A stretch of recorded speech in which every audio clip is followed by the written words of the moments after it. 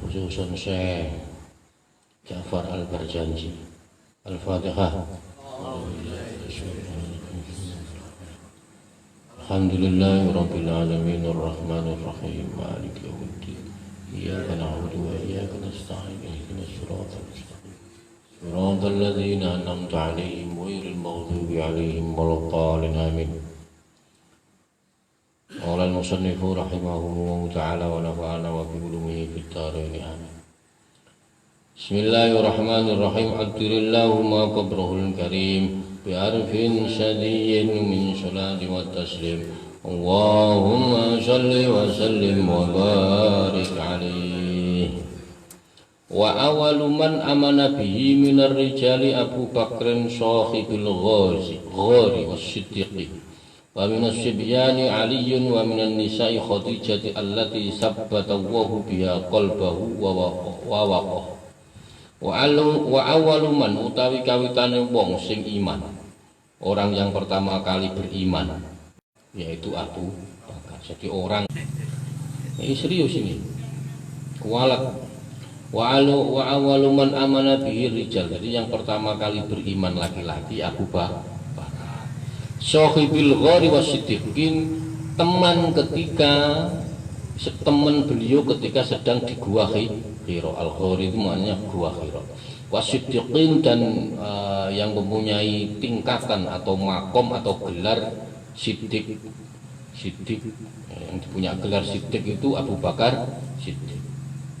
Wa minas sibyani Aliyun. Nah, orang yang anak muda yang pertama kali beriman yaitu Sayyidina Ali. Wa minan nisa'i Khadijatillah. Kalau perempuan Khadijah. Cuman kalau siapa manusia yang beriman pertama kali yaitu Siti Khadijah. Kalau dari golongan perempuan Siti Khadijah. Tapi kalau di global semua itu yang paling pertama beriman itu Siti Khadijah. Allati sabbata Allahu biya al-qalbahu wa waqa. Allati kang wis ngukuhaken. Allati sabbata yang sudah menetapkan Allah biha kelawan allati qalbahu wa waqa. Maksudnya hatinya Kanjeng Nabi itu sudah ditetapkan kepada beliau Siti Khadijah. Jadi sudah ditetapkan. Sandarannya sudah disandarkan. Wa minal mawali. Ini yang pertama kali beriman dari kalangan hamba sahaya. Wa minal mawali lan witane atau kawitane wong sing beriman teko wong sing baru merdeka ya, hamba yang baru merdeka, bukan budak ya. Kalau budak Bilal, tapi ini baru merdeka. Jadi dia dulunya budak terus merdeka, yaitu Zaid bin Harisah. Namanya Zaid bin Harisah. Wa minal ariqai Bilal, dan dari golongan hamba atau budak yaitu Sayyidina Bilal. Bilal itu Sayyidina Bilal itu budak, hitam budak. Itu orang jangankan kok manggil nama. Manggil nama itu udah beruntung. Bilal itu udah beruntung dulu itu. Kalau manggil itu jelek. Nah, ya kalau sekarang ya jaliteng, gitu itulah manggilnya ya. Itu Islam datang ke Arab itu berani mendobrak kultur budaya yang sudah melekat. Ini sudah budak hitam, tapi Islam berani memanggil orang itu dengan nama sebutan Sayyidina. Nggak ada itu kalau tidak Islam. Sayyidina itu kalau di bahasa Indonesia kan tuanku. Nah, budak hitam dipanggil tuanku itu kalau nggak Islam nggak berani mendobrak. Maka di Amerika sudah merdeka beberapa tahun itu kulit hitam sama kulit putih masih berantem. Islam berdiri baru beberapa tahun itu sudah berani mengganti nama Bilal menjadi Sayyidina Bilal. Oh, ini memang Islam itu luar biasa. alladzi adabahu fillahi ummayatun umayyatun alladzi kang nyiksa ing Bilal, alladzi kang adabahu kang nyiksa, alladzi yang menyiksa fillahi krana imane ing Allah. Maksudnya Bilal ini iman kepada Allah, sapa umayyatun sapa Umayyah. Jadi Bilal ini dulu disiksa karena dia beriman kepada Allah Subhanahu. Siapa yang menyiksa Umayyah ini harus tahu hafal, minimal hafal sejarah sedikit-sedikitnya. Ini wakilah ada yang mengatakan kalau hafal ini itu masuk surga. Kalau sampai hafal sahabat 10 ini nanti masuk surga sampai. Ada hadisnya kalau nggak salah. Ini orang yang pertama kali beriman siapa? Abu Bakar, yang laki-laki. Ya. Ini dihafalkan. Wa aulahu maulahu Abu Bakrin minal itqi ma aulah. Wa aulahu lan paring nikmat ing Bilal. Maksudnya Bilal diberi kenikmatan maulahu Abu Bakar, sapa bendorone Bilal yaitu Abu Bakar. Yang membebaskan itu Abu Bakar. Minal itqi ma aulahu, dari perbudakan. Jadi yang membebaskan Bilal itu Abu Bakar.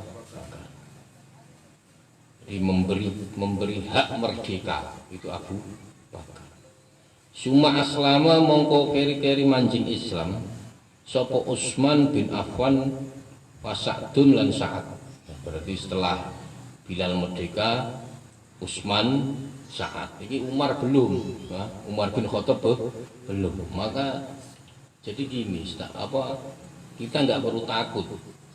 Yang dulunya kita ini Sayyidina Umar itu Islamnya belakangan. Tapi ketika dia Islam serius, maka kita nggak takut, kita nggak perlu takut. Seumpama kita itu tobatnya sudah umur 50, 56, nggak usah takut. Asal tobat kita itu benar-benar serius, bisa sampai cepat pada Allah Subhanahu wa Ta'ala. Itu intinya. Ini Sayyidina Umar belum, Sayyidina Umar belum beriman, masih tukar seneng berantem ini. Belum, masih preman lah ya. Masih preman di pasarnya namanya pasar Ukat kan bahasa. Ini masih, kalau dia Sayyidina Umar ini kalau pengen dapat uang ngajak orang berantem. Jadi berantem. Wa Sa'idun lan Sa'id. Jadi setelah Utsman terus Sa'ad terus Sa'id wa Tolha dan Sayyidina Tolha wa bin Auf dan Abdurrahman bin Auf. Ini apa? Wa ibnu ammatihi Sofiyah. Hitung 10 berarti. Coba Abu Bakar, Ali, Khadijah, terus Zaid bin Harisah, Bilal, terus Utsman, Sa'ad, Sa'id, Tolha, ibnu Auf. 10. Nah, ini kalau sampai hafal 10 ini masuk surga. Ini ada hadisnya kalau nggak salah. Nanti tak cari hadisnya. Wa ghairu mimman anha lahu. Lan liyane kabeh bayane wong kang apa anhal itu meminumkan, nginumi. Ing man as-siddiqu rahiqul tasdiqi wasaqu. Jadi ini yang meminumkan itu sahabat Abu Bakar Siddiq, rahiqut tasdiqi ing sifat jujuri. At-tasdiqi kang yang disamakan dengan minuman yang sangat bening. Jadi Sayyidina Abu Bakar itu sifat jujurnya itu sama kayak diumpamakan sama kayak minuman, yang minumannya itu saking beningnya, berarti memang benar-benar jujur. Jadi nggak ada pokoknya jujur intinya. Kiasannya itu kayak itu. Wa ma zalat ibadatuhu sallallahu alaihi wasallam ashabuhu mahfiyatan. Wa ma zalat lan ora gingsir terus menerus. Ibadatuhu apa ibadah Kanjeng Nabi Muhammad. Kanjeng Nabi Muhammad ibadahnya itu tidak ada hentinya. Kalau kita itu masih ada jeda. Kalau Kanjeng Nabi itu tidak ada hentinya. Sallallahu alaihi wasallam wa ashabuhu lan ibadahi pira-pira sahabat Kanjeng Nabi mahfiyatan ikutin samaran. Jadi gini, Kanjeng Nabi itu ibadah itu enggak. Saya bayangkan sholat kok sampai kakinya bengkak. Itu kira-kira sholatnya bagaimana? Itu kan nggak mungkin terus kakinya ditendang-tendangin kan nggak mungkin. Masa kakinya itu berarti kan saking lama, saking banyaknya sholat. Ada orang sholat sampai kakinya bengkak. Ya kalau sholat 1 jam 2 jam nggak mungkin kakinya bengkak. Nah, ini Kanjeng Nabi itu sholat kakinya sampai, berarti kira-kira itu kalau dihitung rokaat ribuan. Padahal Sayyidina Ali bin Zainal Abidin itu sholat sehari 1000 kali, 1000 rokaat. Kanjeng Nabi sama sahabat-sahabat terdekat itu ibadahnya itu nggak ada hentinya, cuman samar. Ya. Kenapa kok samar? Karena takut dianggap berat. Takut dianggap berat. Kalau ketahuan nanti pada ikut semua nanti dikira berat. Padahal agama ini tidak memberatkan. Maka yang wajib cuman 5, yang lain terserah. Mau lakukan bagus tidak juga nggak apa-apa. Tapi orang jadi gini, kita itu kalau mau dapat bonus itu berarti harus melakukan sesuatu yang lebih. Ya apa enggak, kira-kira kan gitu. Sampai mau mendapat bonus berarti Anda harus melakukan hal yang lebih. Maka Anda sholat wajib saja 5 waktu itu sudah baik. Tapi kalau Anda ingin mempunyai diskon atau mendapat tambahan keutamaan, mendapat rahasia, mendapat sir-sirnya Allah, maka tambahin sholat sunnah. Sholat sunnah apa pun ya terserah, banyak sholat sunnah, tahajud, sholat sunnah. Tapi minimal 5 waktu itu jalan dulu, jalan dulu. Jangan 5 waktu tidak jalan, sunnahnya kebut ya sama saja. Ada sunnah itu kalau wajib sudah jalan. Nah, wajibnya belum kok sudah sunnah. Maka ada apa namanya, ada sunnah itu kalau wajibnya jalan.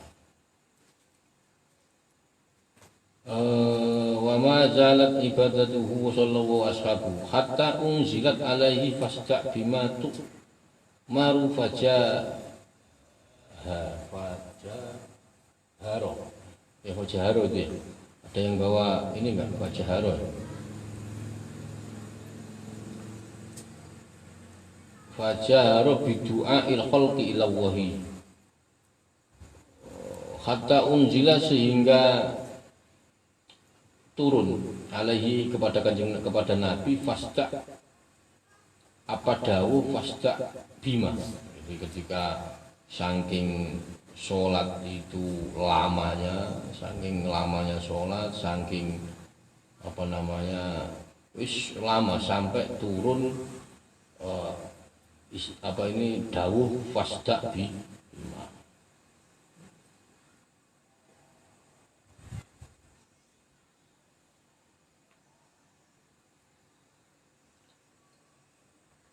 Jadi maka di sini itu gini, maksudnya fasta bima tu'maru fajaharo bidu'ail khalqillah itu gini. Anda boleh ibadah boleh, sebanyak-banyak mungkin boleh, tapi mbok ngajak-ngajak orang. Paham ya? Jadi gini, Anda ibadah banyak itu bagus, tapi lebih bagus Anda ngajak orang. Tak bilangin, jadi sampai ngajak orang itu lebih bagus dibanding Anda ibadah sendiri 1000 kali.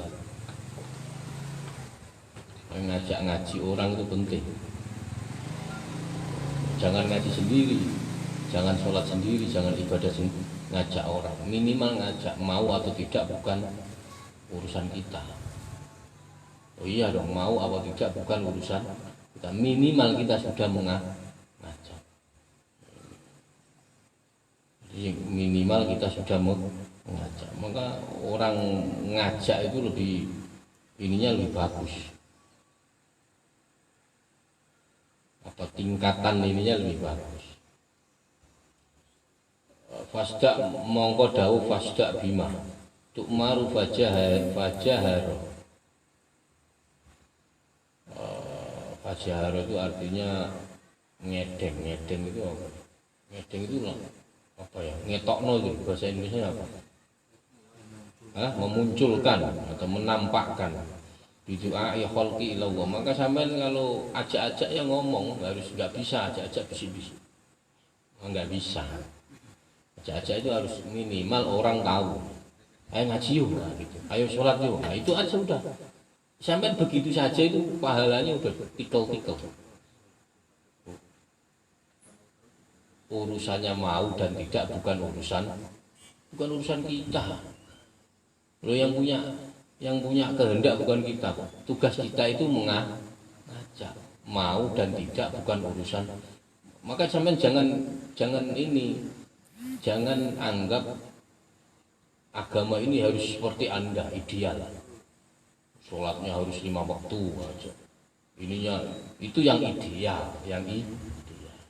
Maka banyak kenapa kok orang-orang itu suka nyalain orang. Suka ada orang tidak sholat dimaki-maki. Iya benar, nggak sholat itu salah, benar salah. Tapi jangan digituin. Dia karena apa? Dia merasa ideal. Jadi menganggap agama itu yang ideal, sholatnya 5 waktu, iya benar. Terus sunnahnya jalan, puasanya jalan, semuanya jalan, itu yang ideal. Tapi Allah maunya begini kok. Ya ada yang sholat, ada yang tidak sholat. Tugas kita hanya mengajak. Tugas kita hanya mengajak. Jangan berhenti. Nah, urusan mau dan tidak mau itu bukan urusan kita. Contoh yang mau ngaji di sini nih, ya sebenarnya yang penting ngaji. Kok suatu saat tidak ada yang ngaji, ya tetap ngaji, paham ya? Intinya itu ngajak orang. Mau ada orangnya, mau datang, mau enggak, itu yang penting ngajak. Tugas manusia itu mengajak. Maka dakwah itu artinya mengajak. Yang belum masuk bis diajak masuk bis, yang belum ngaji diajak ngaji, yang sudah sholat diajak sholat. Nah sekarang aneh, yang sudah ngaji disuruh keluar, yang sudah sholat malah disuruh keluar masjid. Banyak sekarang gitu. Nah, ngajak itu intinya dakwah itu mengajak. Mau dan tidak bukan kita yang punya kehendak. Yang punya kehendak Allah Subhanahu wa ta'ala. Makanya ngajak satu orang itu udah top. Sampai bisa ngajak satu orang sholat saja udah top. Oh itu jadi pahala terus.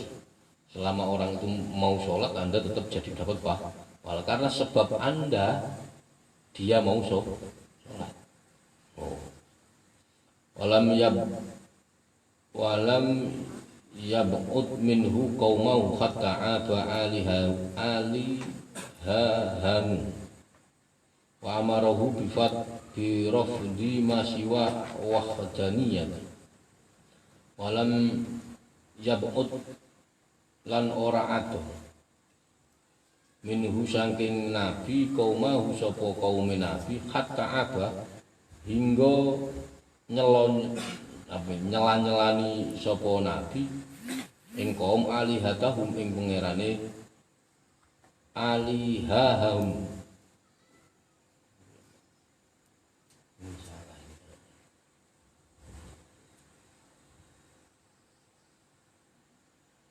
Ini alihatahum apa alihahum? Ada yang bawa kitab enggak? Ada yang bawa alihatahum ya? Nah, di sini alihahum. Ini berarti salah cetakannya ini.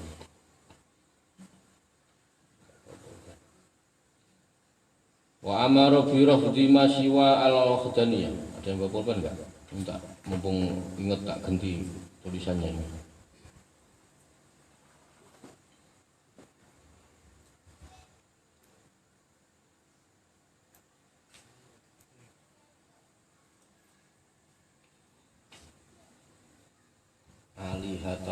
Alihatahum.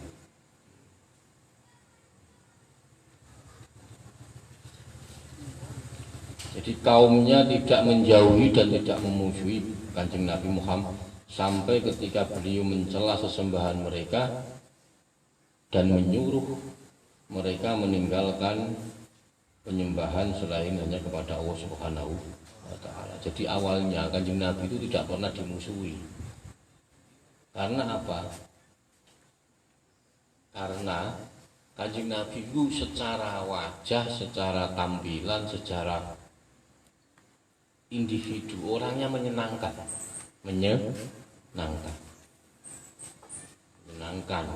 pokoknya ketemu senyum, ketemu itu udah menyenangkan, sangat menyenangkan. Enggak ada yang mencela dan enggak ada, semua mau. Tapi ketika Kanjeng Nabi memerintahkan mereka untuk menyembah Allah Subhanahu wa ta'ala, bahwa la ilaha illallah Muhammadur Rasulullah, itu baru ada ancaman, lalu ada celaan. Kalau awalnya tidak ada. Nah, inilah tugas perintahnya Allah itu. Jadi dulu itu gelap gulita. Jadi orang nyembah Allah itu tidak ada, gelap gulita. Wa amarohu bi fardhin masyiwa al-wahdaniyah. Jadi disuruh meninggalkan sembahan-sembahan yang dulu, Lata, Uzza, macam-macam itu disuruh meninggalkannya, terus disuruh beriman kepada Allah Subhanahu wa ta'ala. Baru ada perlawanan atau ada ancaman, ada celaan. Wa tajarra'u, maka kita sampeyan ini kalau hanya bergaul dengan non ya atau bergaul dengan siapapun sebenarnya. Nah, kalau hanya sebagai sekedar teman Anda baik, itu saya yakin teman Anda akan baik, asal Anda baik ya. Tapi kalau sudah Anda memulai dakwah, itu pasti akan ada tantangan. Kalau baik saja itu gampang. Ingat ya, kalau baik saja gampang. Tapi kalau ngajak orang baik, nah ini tantangan. Sampai baik saja, udah sendiri, baik aja sendiri, nggak usah ngajak orang, itu lebih gampang. Tapi kalau sudah ngajak baik, nah itu baru ada tantangan. Maka dulu Kanjeng Nabi nggak ada yang mencela, karena sifatnya ininya luar biasa. Temu orang, nyapa ini, ngomong ke uang Jawa, nggak ada. Tapi ketika Kanjeng Nabi mulai dapat perintah untuk meninggalkan semua itu sesembahan-sembahan untuk menyembah Allah, baru ada ancaman, ada celah. Nah, kita nanti semua berdakwah di mana biasa, tantangan seperti itu biasa. Watajarra'u ala mubarazatihi bil adawati wa adaw. Watajarra'u lan mongko podo wani sapa kaum. Kaum itu tadi jadi berani ala mubarazati ing atase nentang ing Kanjeng Nabi. Jadi kaum-kaum itu mulai berani menentang karena Kanjeng Nabi Muhammad itu perintah, udah tinggalkan sesembahanmu. Mulai sekarang menyembah Allah Subhanahu wa ta'ala. Nah itu baru ada pertama. Bila adawati wa adaw, bila adawati kelawan musuhi. Adawah itu artinya musuhi. Wa adahu lan ngelarani sapa kaum ing Kanjeng Nabi. Ketika sudah mulai ada dakwah, maka orang-orang ini mulai mencela, mengancam, bahkan memusuhi dan ngelarani. Ngelarani itu ya pokoknya mulai fisik mainnya, mulai fisik, bukan hanya mulut tapi mulai sudah fisik. maka ya sudah biasa. Nanti kita seumpama dakwah di mana terus Anda dimusuhi orang, kalau fisik ketahuan enak, cuma berantem jelas gitu. Tapi kalau tidak fisik, waduh, bahaya ya. Maka Kanjeng Nabi itu ketika cobaan Kanjeng Nabi itu bukan hanya fisik ketika dakwah. Fisik itu contoh ketika dakwah dilempar batu, dilempar kotoran, itu fisik itu. Terus ada yang kata-kata ucapan makian, nah itu masih biasa. Tapi kalau diuji jiwanya, wah ini yang berat. Diuji jiwanya itu ketika Sayyidina Khadijah meninggal. Nah itu Kanjeng Nabi bukan hanya diuji fisiknya sudah lewat, diuji omongan orang terus ditinggal orang yang dicintai. Mentalnya down, mentalnya ditinggal pamannya yang membantu selama dia berjuang, beliau berjuang down. Maka kalau ujian fisik saja biasa, contoh sampai dakwah terus dimusuhin orang, diantemin, paling diantemin ini kan keluar darah, sudah, atau diomongin orang, caci-caci maki orang, nggak dengerin aja. Tapi kalau sudah diuji mental jiwanya, nah itu yang agak down. Maka ketika Kanjeng Nabi Siti Khadijah meninggal, pamannya meninggal, itu beliau lemas lunglai. Maka beliau mendapat hiburan yaitu Isra Mi'raj. Jadi Isra Mi'raj itu sebenarnya rekreasi beliau. Jadi kalau beliau down secara mental down, maka Allah Subhanahu wa taala memberi beliau hiburan yaitu Isra. Nah, kalau kita hiburan yang mentok kemana dong? Nah, beliau hiburannya Isra Mi'raj, naik ke langit 1, 2, 3 sampai 7. Nah itu karena diuji mentalnya, diuji jiwanya.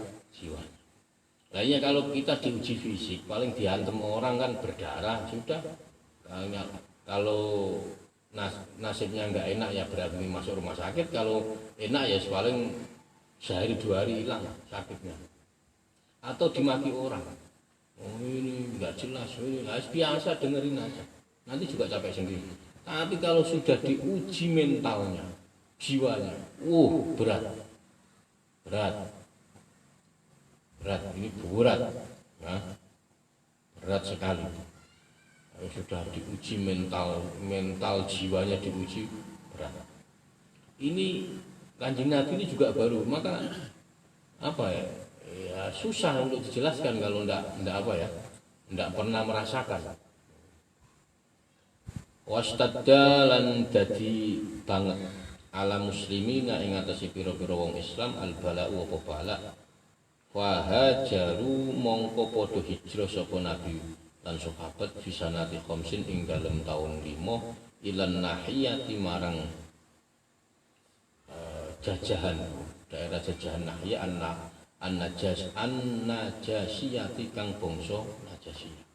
Jadi ketika orang-orang itu sudah mulai berani, mulai mengancam, maka kaum muslimin mendapat tekanan yang sangat kuat. Wastadda itu tekanannya semakin keras, makin lama makin kuat, sehingga pada tahun Fisanati Khamsin tahun 5 itu Kanjeng Nabi hijrah, terpaksa mereka hijrah ke Habasyah.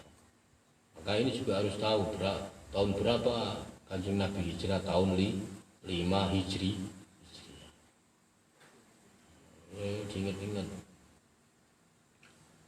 Wa khadiba alaihi ammuhu Abu Thalib.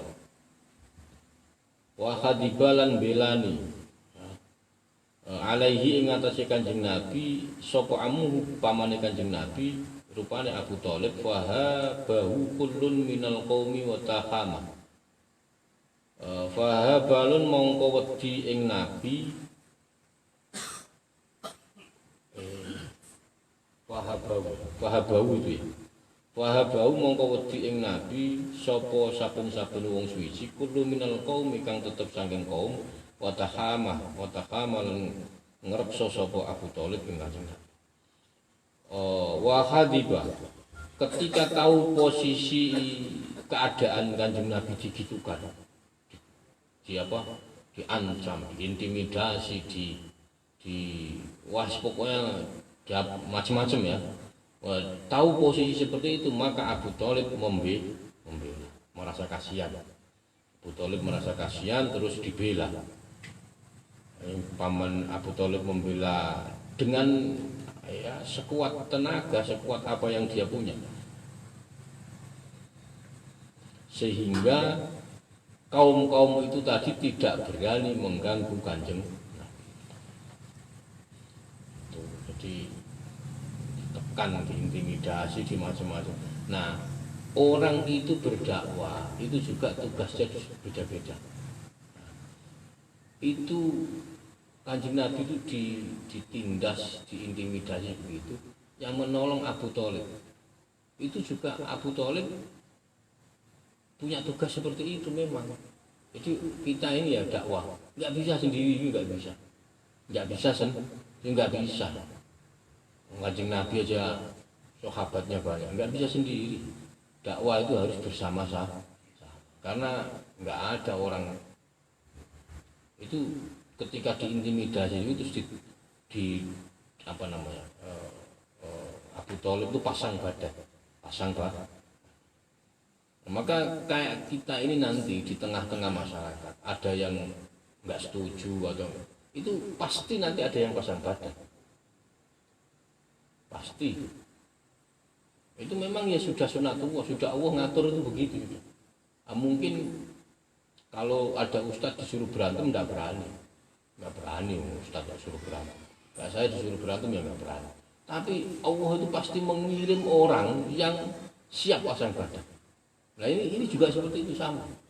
Kanjeng Nabi ditindas, diimit, semua macam itu. Ya gimana posisinya lemah, enggak mau bergerak enggak. Tapi Allah mengirim Abu Thalib oleh pamannya sendiri. Makanya enggak perlu, kalau dakwah itu enggak perlu ini, udah pokoknya jalan. Nah, urusan nanti kita itu dakwah ada orang mau ngikut atau enggak bukan kehendak kita, bukan ranah kita. Ranah kita itu hanya mengajar. Ya kayak contoh seumpama saya mau nanya sama sampean, seandainya ngaji ini dibubarkan, sampean pasang badan apa? Pasti pasang badan, enggak mungkin enggak. Itu loh, itu sudah biasa. Nah itu Allah itu pasti mengirim begitu. Ya sudah enggak perlu ini. Mama ada aturan pemerintah mulai besok enggak boleh ngaji. Tak jamin sampean pasang badan. Nah itu sudah Allah itu sudah begitu, gitu loh. Enggak perlu takut. Nah ini kalau kiainya tahu, kalau enggak tahu ya lari. Kalau ustadznya tahu ya berani, ya udah urusan dia dipukulin ya dirasakan, dimarahin ya didengar, gitu aja udah. Tapi nggak dakwah jalan terus, gitu, jalan terus. Wa furidu alaihi qiyamu ba'din minas sa'ati al-lailiyah. Wa furidu dan diverdukan alaihi al-qiyamu ba'din ing atase Kanjeng Nabi qiyamu ba'din apa ngadeg setengah minas sa'ati saking pira-pira mangsa al-lailati kang bangsa wengi. Jadi pada mulanya beliau diwajibkan Allah Ta'ala melakukan salat malam. Ini wafurido itu difardukan itu, jadi mulai diwajibkan oleh Allah beliau salat malam ya ini. Ketika apa? Ketika ini sebelum Isra Mi'raj ya. Jadi sudah ada sholat tapi sebelum 5 waktu. Jadi sholat udah, maka sebenarnya ya jalur menuju Allah itu jalannya sebenarnya yang paling utama itu sholat, yang paling cepat nyampe ya itu sholat. Karena Kanjeng Nabi itu kalau sumpek sholat ya, setiap malam sholat, kalau sudah sholat clear, masalah selesai. Maka wasta'inu bis sabri was sholat, meminta tolonglah kepadaku dengan sabar dan sholat. Jadi ketika kita punya masalah itu sebenarnya bukan disuruh nyari solusi, ya, bukan disuruh nyari solusi. Anda disuruh sabar dan sholat. Dari sabar dan sholat itu baru muncul ide solusi. Nah, kadang kalau kita ngomong sama orang yang pakai akal kan, masa kita ini banyak utang kok disuruh sholat sama sabar? Ya nggak bisa. Ya solusinya harus dibayar. Oh iya. Utangnya pasti tapi Anda mempunyai solusi itu, bisa membayar itu, Anda sabar dan sholat. Setelah itu Anda akan punya ide brilian, itu baru solusi. Kalau Anda tidak sabar dan tidak keluar solusi itu.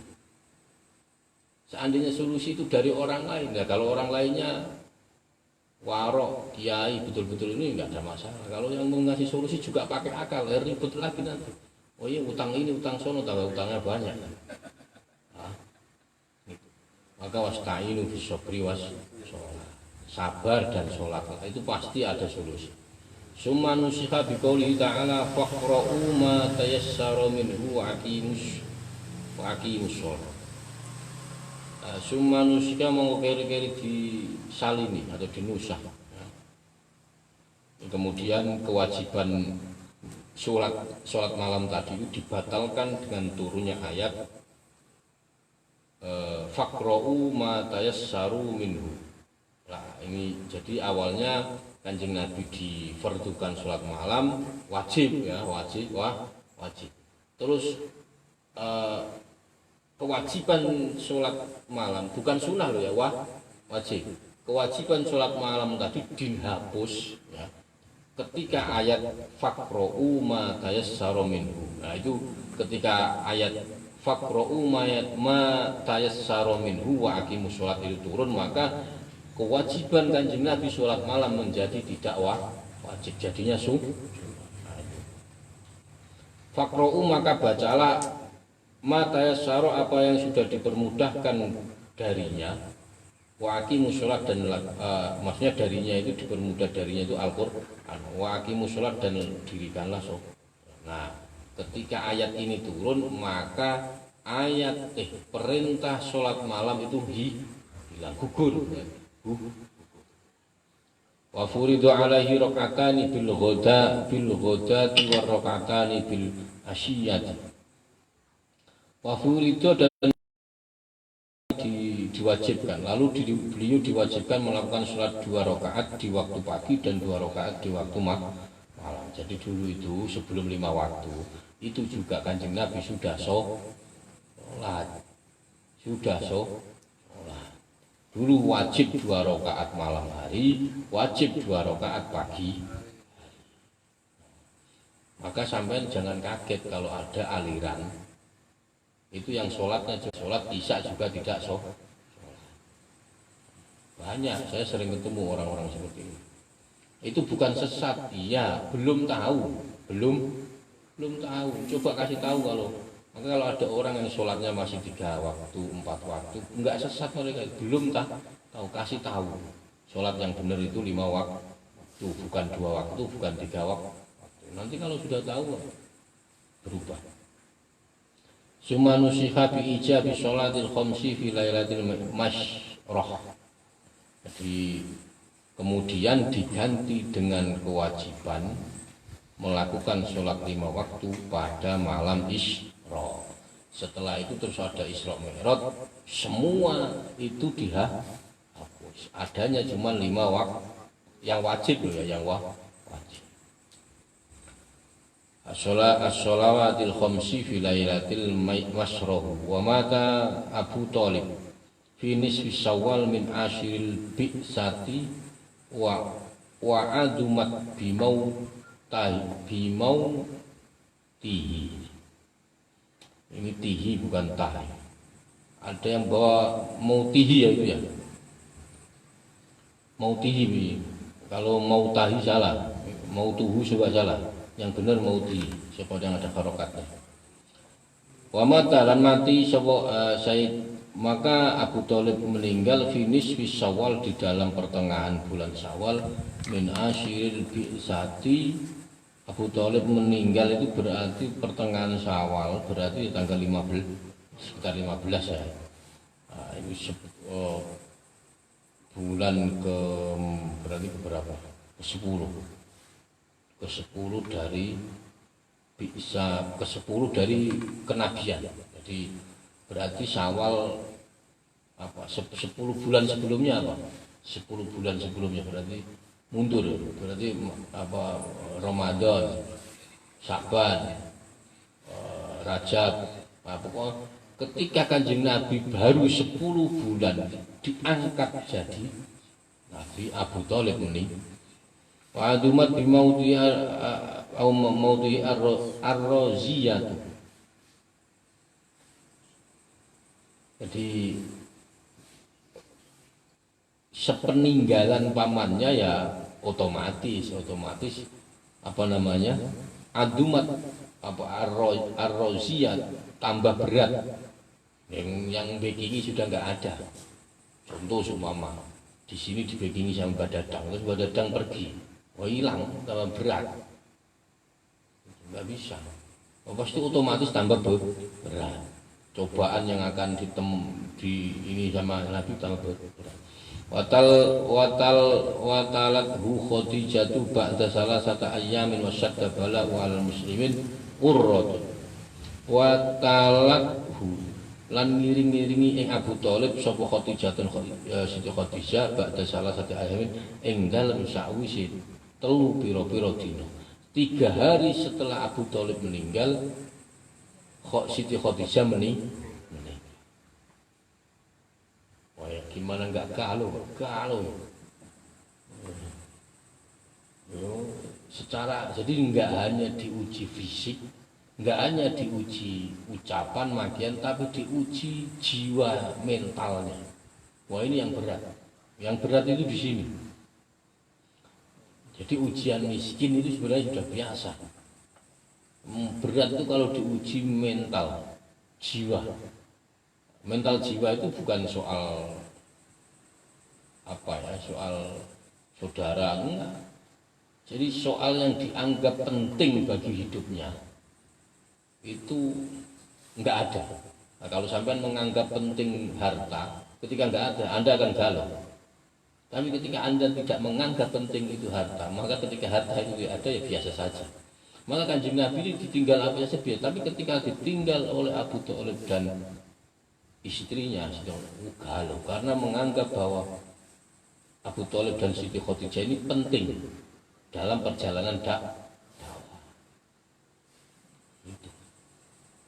Wasyadda al-bala al muslimin. Wasyadda lan nemen atau banget ya, apa al-bala ubala al muslimin ing atas pira-pira wong Islam urahu apane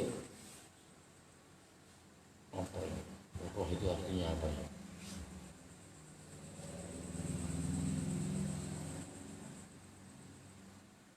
Urah itu yang menimpa. Wasyadalan apa namanya bertambah atau banget ya, bertambah besar musibah yang menimpa kaum muslim pada saat itu. Pamannya ndak ada, Siti Khadijah ndak ada, ya udah tambah intimidasi tambah kenceng, ancaman tambah kenceng. Pokoknya kamu kalau ikut Muhammad tak bunuh, kamu mau ikut, wah gitu sudah, ancamannya begitu. Wa qa'at Quraisy bihi sallallahu alaihi wasallam kulla adiyati wa auqat lan nibaake sapa al-Quraisy bi kelawan Kanjeng Nabi sallallahu alaihi wasallam kulla adiyati ing saben-saben kemelaratan. Waduh wis penganiayaan terhadap Kanjeng Nabi itu semakin menjadi-jadi, semakin leluasa. Wa amat ta'ifa yad'u saqifan falam yaksinu bil ijabati kira. Fa amat ta'ifa lan nejo sapa Kanjeng Nabi ing wong kang tok, wong mesti kepada orang Taif itu daerah. Yad'u khali ajak-ajak saqifan, ajak-ajak sapa Kanjeng Nabi saqifan ing kaum Saqif falam yuhsinu mongko ora mbagusi sapa kaum bil ijabati qiraati kelawan nyembadadine ing apa namanya itu suguhan. Suguhan itu kalau ada tamu dikasih itu apa suguhan ya? Apa kalau di sini namanya? Ada tamu terus dikasih makan itu loh. Sesuguhan itu loh.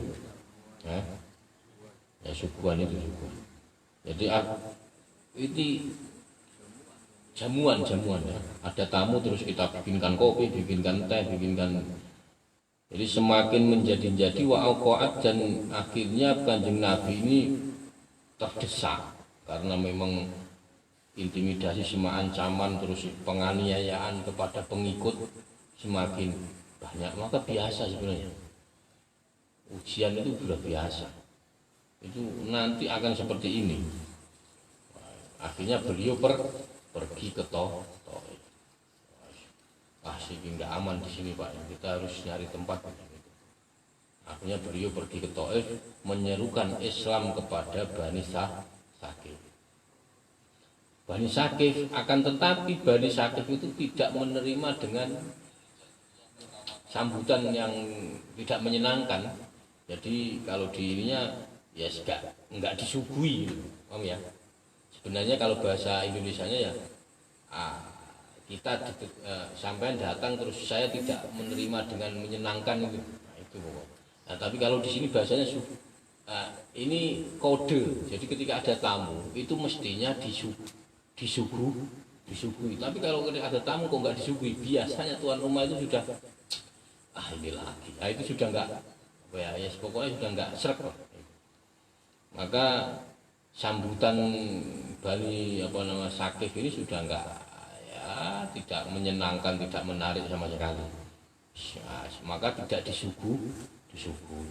Tidak kopi air putih saja tidak ada. Wa akhuru lan ngerahaken sapa kaum bihi kelawan Nabi as-sufaha ing wong-wong bodho wal abid lan ing abid kawula hamba fasubbuhu bi alsinata badiyah. Jadi akhirnya bahkan wa akra'u ngerahno itu ya mengerahkan ini rame-rame mengusir Kanjeng Nabi. Diusir Kanjeng Nabi. Beliau diusir dengan segala ucapan yang kotor dan kasar. Bisa nanti badiyatin itu artinya Allah ya jelek, ucapan kasar, jelek, keji, macam-macam itu. Waromau dan balang pada melempari ya bil hajari dengan batu hatta khudibat sehingga gebret batu terus muncrat itu apa namanya ya itulah pokoknya ya khudibat kena batu das terus bocor bidimai, wah bocor kabeh. Melempari batu sehingga berlumuran darah.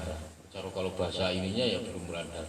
Tapi kalau di sini, jadi ketika dead ini enggak tapi darahnya sampai terus baru melet, jadi sampai berlumuran darah. Perjuangan begini, ini kalau ini biasa, ini fisik, omongan,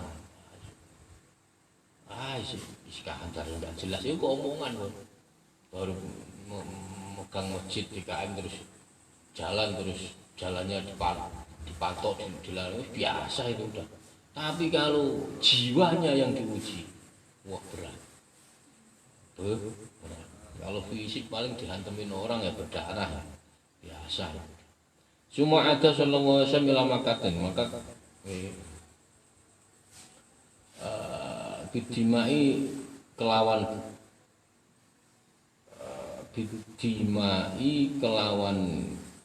kabeh berdarah naklahu apa trompa lorone Kanjeng Nabi. Jadi dilemparin batu itu sampai sendale itu sampai pas berdarah semua. Bayangkan kalau dilempar kepalanya yang berdarah, kakinya itu banyak nggak kira-kira darahnya? Coba bayangkan. Dilempari batu kepalanya, sandalnya ikut berdarah. Wah, sampai bayangkan pasti darahnya nggak sedikit itu. Nah, kecuali kalau dihantam sini yang berdarah, sini paling sedikit. Ini sampai terumpahnya juga berdarah. Oh, ini perjuangan dah. Ini perjuangan dah. Kita ini baru diomongin sekali dua kali sudah putus asa. Nah, iya, baru ngajak orang sekali nggak mau udah biar sudah putus asa. Suma ada sallallahu alaihi wasallam ila Makkah khazinan wa sa'alahu malakul jibali fi ihlaki ahliha dawil asobiyat. Suma ada, maka kemudian Kanjeng Nabi ada pulang kembali ke Mekah lagi. Habis ke Taif diperlakukan seperti itu, terus pulanglah lagi. Khazinan dengan susah, dengan kondisi yang sudah capek hati, capek fisik, capek khazinan susah. Fasa'alahu mongko nyuwun ing Kanjeng Nabi malakul jibal, sapa malaikat Jibril. Malakul jibali sapa malaikat kang njaga pira-pira gunung. Al jibal itu malaikat yang menjaga gunung. Fi ihlaki ahliha dawil asib. Oh, ini Kanjeng Nabi ini ditawarin sama malaikat yang jaga gunung. Gimana? Sampean tinggal ngomong ini Kanjeng Nabi. Basmi mereka, tuntaskan, tak angkat gunung. Saya saya taruh di atas kepala mereka. Hancur semua itu satu desa satu. Oh, ini tawaran yang menarik. Kalau Mbak Dadang yang begitu ini, oh ya siap, oh udah, itu Pak.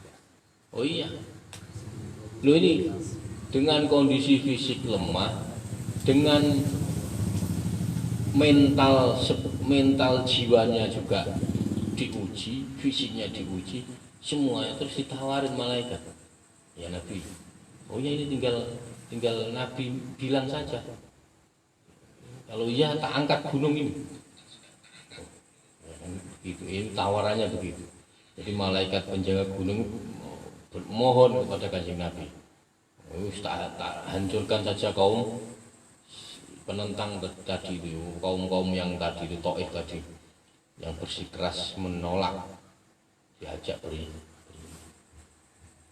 Faqala inni arju an yukhrijallahi min aslabihim man yatawallahu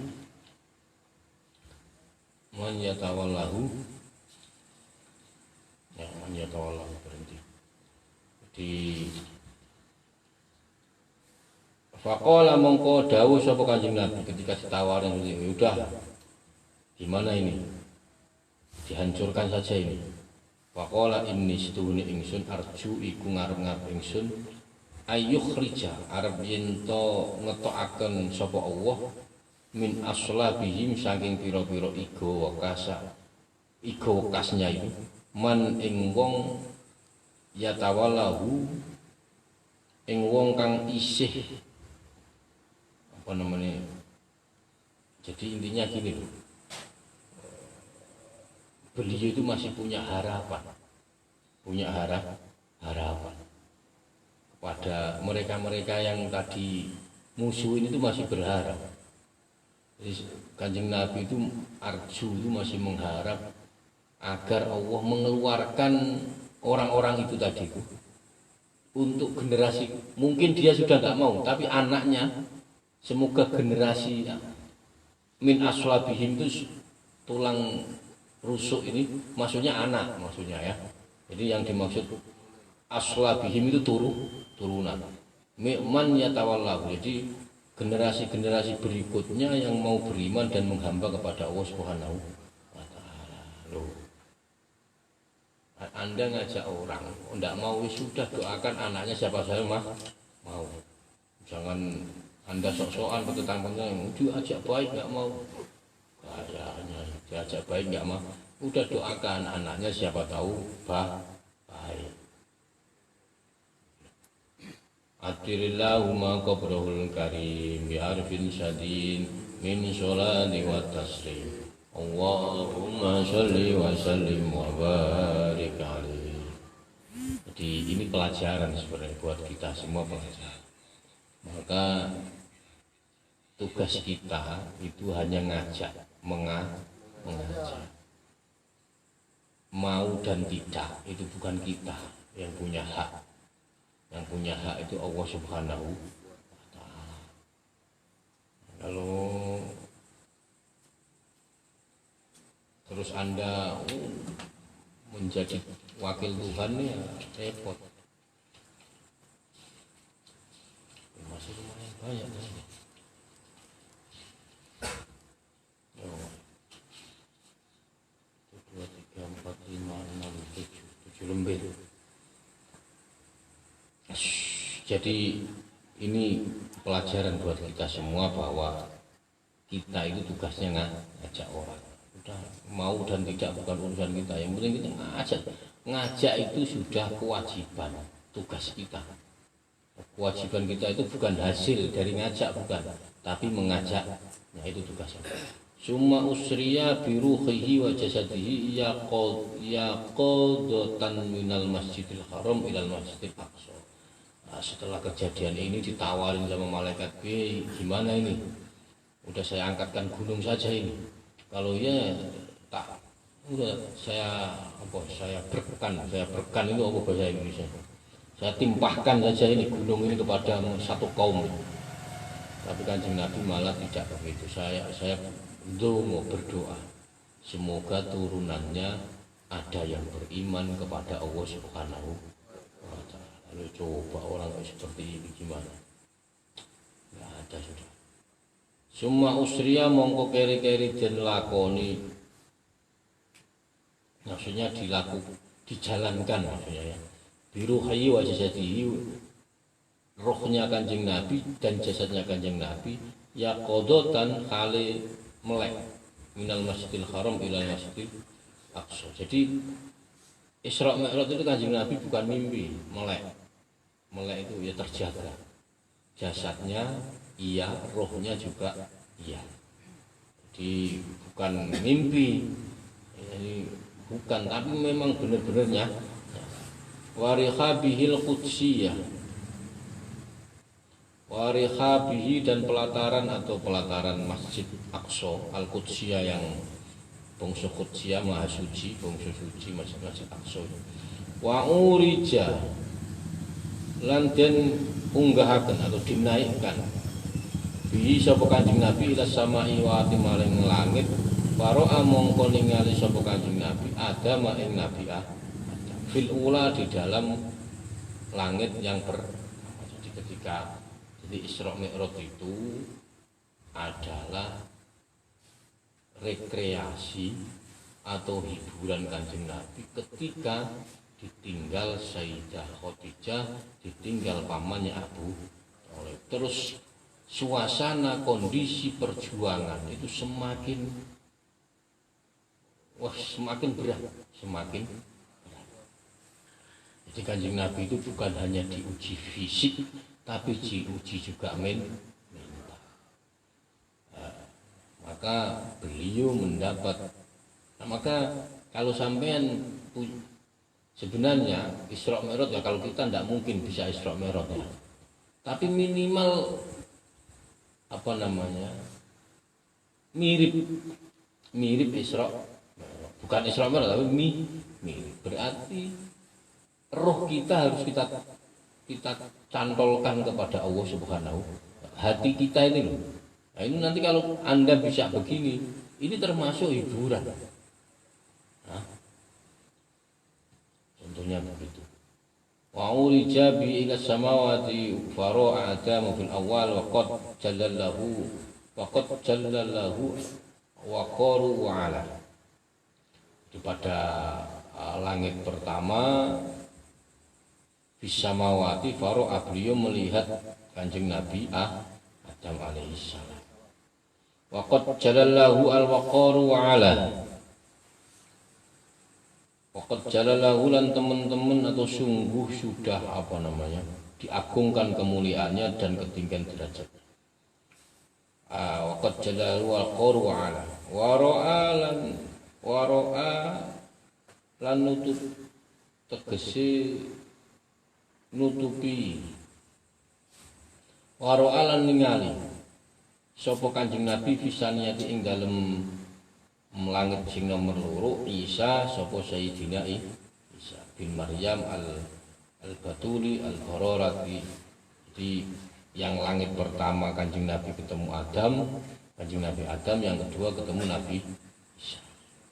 Jadi seorang Ibnu Maryam al-Batuli al-Barroti. Artinya ya apa ya, suci. Al-Bantul itu artinya gadis, perawan.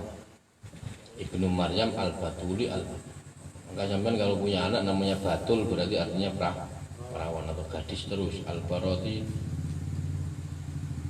suci ya, ini suci. Belum ternoda itu ya ini suci, belum ternoda. At-taqiyati kang wedi ing Allah Subhanahu wa taala. Wa ibna khalidihi Yahya alladzi utiyal hukma fil khali sifah. Wa ibna khalati lan ningali ing putrane Nabi Isa. Rupane Nabi Isa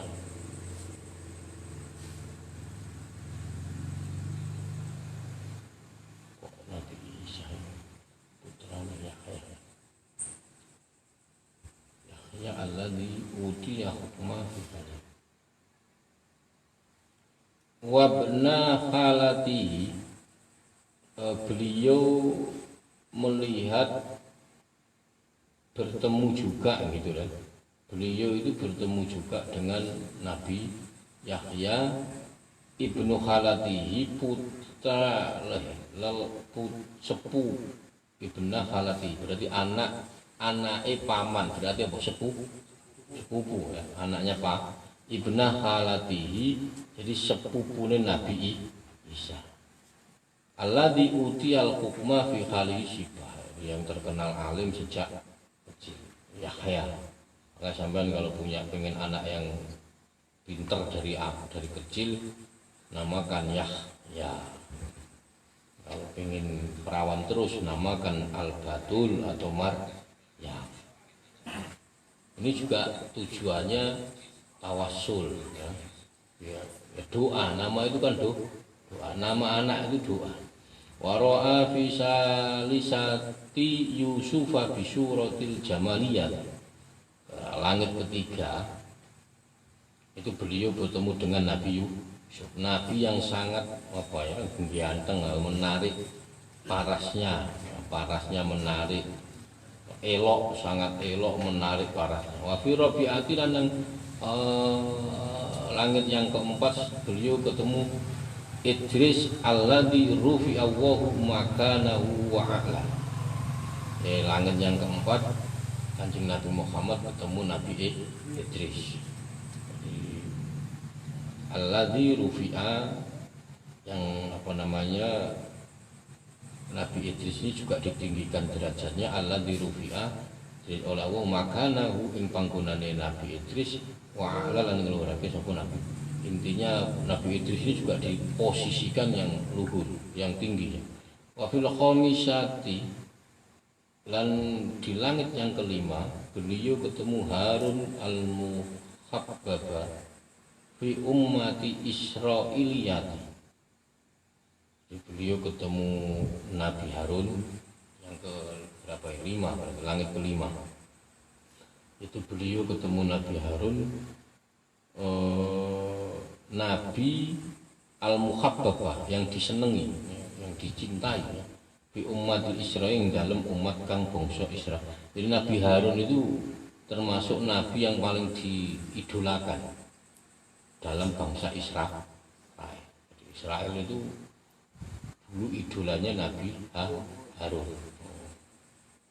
Wa fisati kan langit yang keenam itu Sayyidina Musa allati kalimahu wa ta'ala wa najah. Jadi yang berarti yang ke-6 Kanjeng Nabi Muhammad bertemu dengan Sayyidina Musa. Beliau ini termasuk kalimullah, termasuk beliau ini yang kalimullah.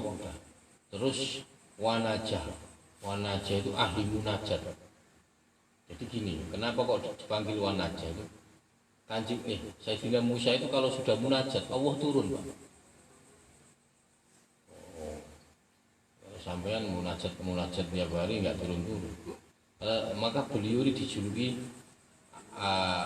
akalimuhu wa ta'ala wa najah. Jadi ketika beliau ini sudah khusyuk itu yang turun nggak hanya malaikat.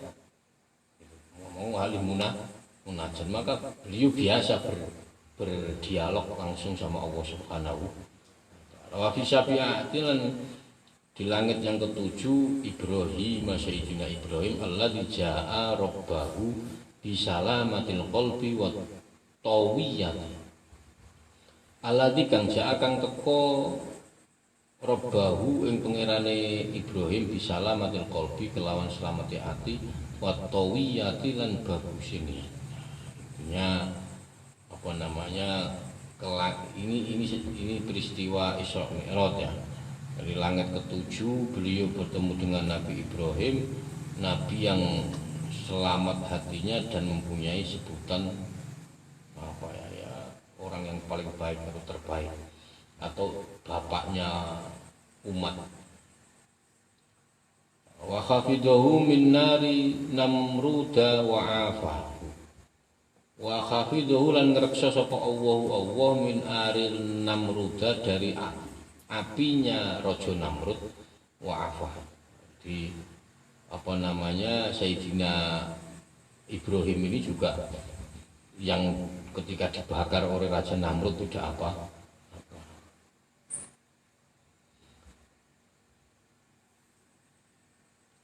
Wa afah ini artinya menyelamatkan. Jadi wakhafido itu kalau wakhafido itu menjaga, kalau wa'afa artinya menyelamatkan. Nah, beda ya. Jadi sudah dijaga tapi juga diselamatkan.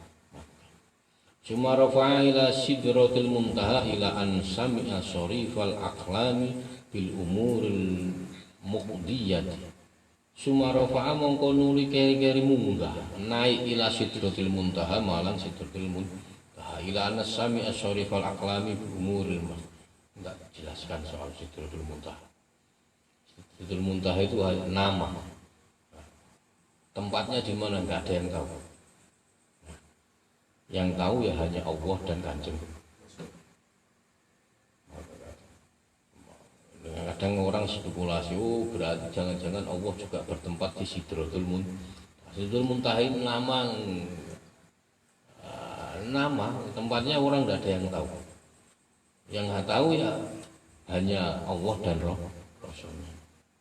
Maka ini menurut pemahaman sebagian aliran ini jelas Allah adanya di atas karena kata-katanya summa rofa'a naik. Rofa'a itu artinya naik, berarti Allah itu ada di atas. Ini yang dibuat tendensi, buat apa namanya, buat dalil bahwa Allah itu ada di atas, ada di aras sedang duduk. Itu maka ini yang dibuat dalil. Kalau sedang duduk nanti ketemu Mbak Dadang diajak ngopi repot. Repot. Jadi akhirnya orang ini menyamakan Allah itu kayak dengan raja-raja yang dia lihat zaman itu gitu. Padahal beda. Enggak kok terus Allah itu duduk di atas enggak. Nah, kalau begitulah Allah sama dengan makhluk. Allah itu tidak sama dengan makhluk. Ila an sami'a sharifal aqlam bil umuril maqsud fi umuril muqdiyah. Jadi sampai posisi apa ini kepada sesuatu tempat yang dinamakan mukaffah mana beliau menghadap langsung dan munajat kepada Allah Subhanahu wa taala. Jadi posisinya itu sampai apa ya? Kalau kata Kiai Said Nafsir itu kayak sampai busur. Jadi adep-adepan antara busur panah itu udah antara ininya apa? Saya udah berhadapan-hadapan. Kalau Kiai Said menafsirinya udah dekat sudah. Jadi maka hanya Kanjeng Nabi Muhammad yang sampai ke sana. Ila muqamil mukafahati alladzi qarrabahu wa fihi wa atnahu wa amatalahu khujubal anwar. Ila muqami, ini makomi ini salah. Ila maqami mukafahati, marang makom mukafahati itu pesowanan. Berarti makom pesowanan itu kalau ini kira-kira loh ya, saya bukan kok terus makom pesowanan itu berarti ya enggak ada tempat duduknya tapi lesehan. Maka saya ngaji itu seneng yang lesehan. Enggak perlu tempat duduk, bisa lesehan gitu. Saya sih kayak ini lesehan. Enggak ada terus kursi, mejanya itu enggak ada lesehan. Alladzi qarrabahu wa fihi wa adna. Jadi apa namanya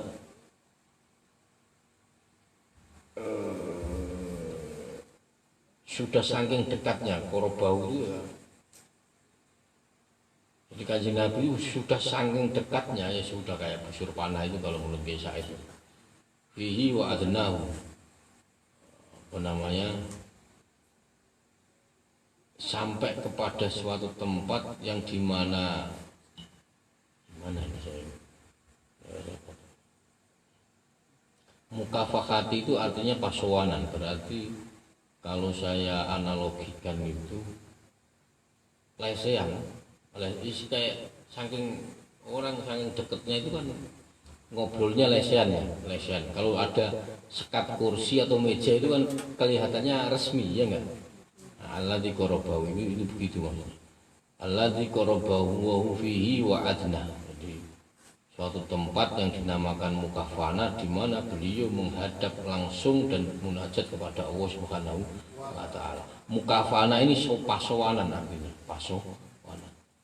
Alladzi qarrabahu, dia sangat dekatnya. Alladzi qarrabahu. Wa amatalahu khujubal anwari al jalaliyah.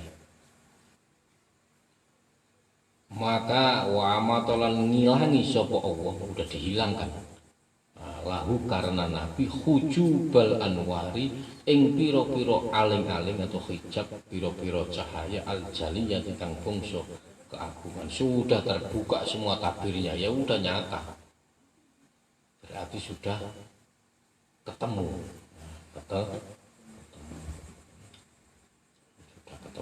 sudah tujuannya ya hanya itu ya sudah mestinya kan begini. Contoh, saya punya cita-cita pengen A, terus cita-cita itu dapat ketemu ya. Saya tidak akan mau balik lagi. Sampean mau nggak kira-kira? Nggak mau. Sampean punya cita-cita jadi dokter semua, ternyata Anda jadi dokter. Terus Anda disuruh berhenti jadi dokter. Mau nggak kira-kira? Nggak mau. Kanjeng Nabi ini punya cita-cita bertemu Allah Subhanahu. Ini sudah bertemu, tapi masih mau kembali lagi ke bumi untuk gara-gara umatnya. Loh coba. Cita-citanya Kanjeng Nabi itu udah mentok ketemu Allah Subhanahu. Tapi Kanjeng Nabi masih mau balik lagi ke bumi. Ngurusi nggak jelas-jelas ini kayak kita. Oh iya, lo itu gimana nggak cinta coba? Saking cintanya sama umatnya sampai begitu. Lo iya, sampean punya cita-cita jadi dokter, jadi pilot, jadi macam-macam. Setelah jadi, baru sebulan jadi, terus disuruh berhenti. Mau apa enggak? Nggak mau. Kanjeng Nabi itu punya cita-cita yang luhur bertemu Allah Subhanahu wa Ta'ala. Ketika bertemu masih mau kembali lagi untuk ngurus umat. Oh ini kalau tidak cinta tidak mungkin. Cintanya sampai seperti. Maka salah satu hadis itu ada yang menjelaskan ketika udah hari pembangkitan, itu Nabi Ibrahim sudah dilesian tadi, ada Nabi Musa, Nabi lesian semuanya itu. Oh itu Kanjeng Nabi Muhammad yang nggak ada, tempat duduknya kosong.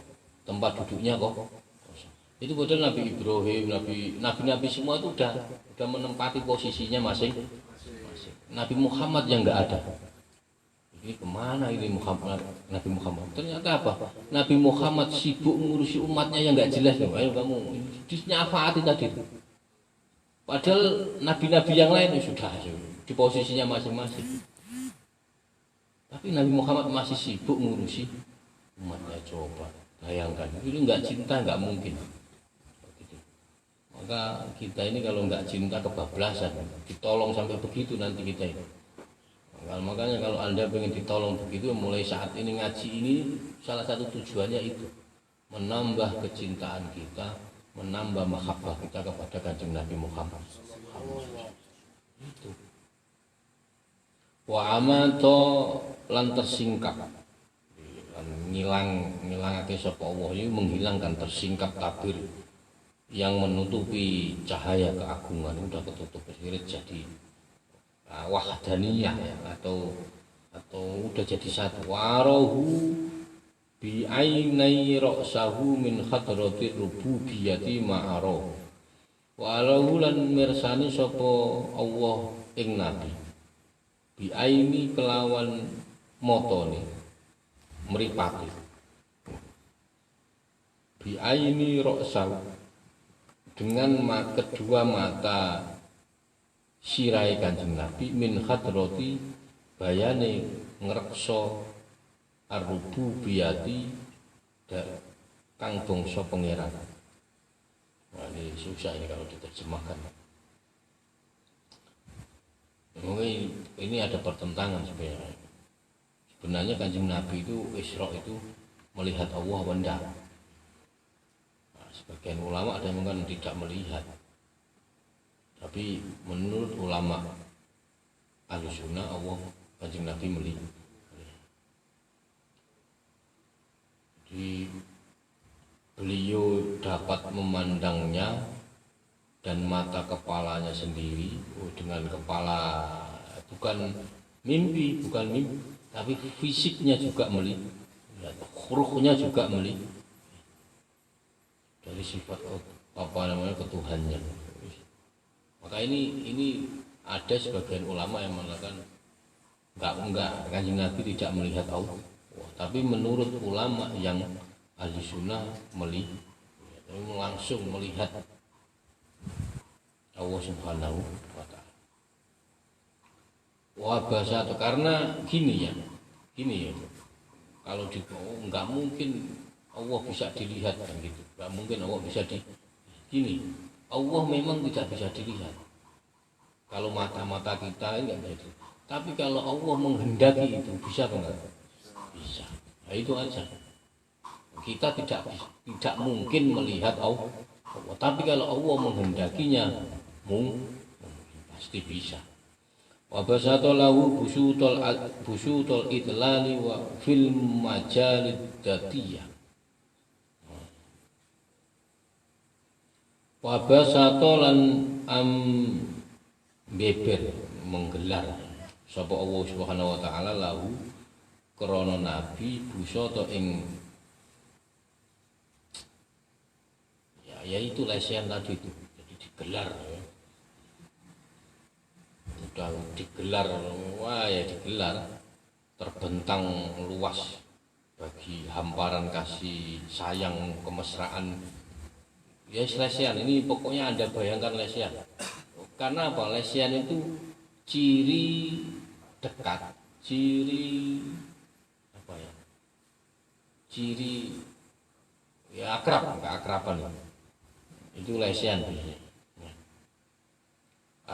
fil majalil dzatiyah. Jadi hamparan kasih sayangnya ini pada tempat kenyataan zatnya. Sudah beliau sudah enggak melihat sifatnya, beliau tidak melihat apa, tapi beliau melihat zat. Sudah sampai begitu sudah mentok. Wa farada alaihi wa ala ummatihi khamsina salatan summa anhala sakhabu fadli faruddat ila khamsin amaliyah. Wa farada lan difardukan yang dan memfardukan Allah mewajibkan kepada Kanjeng Nabi wala ummati dan kepada umat-umatnya khamsina salatan 50 salat. Summa anhala nuli keri-keri milih sakhabul fadli furradat. Jadi ini kejadian ini diantaranya adalah beliau mendapat mandat diwajibkan sholat 50 kali. Kemudian turunlah kemurahan Allah Subhanahu wa taala, di akhirnya dikurangi hingga hanya tinggal 5 kali. Sholatan anhala sahabul fadli furutat ila khamsin amaliyah. Jadi cuma 5. Walaha ajrul khamsina kama sya'ahu fi azali wa qada'u summa ada fi lailatihi wa saddaqu siddiqu as-siddiqu bi masyruh. Walaha lan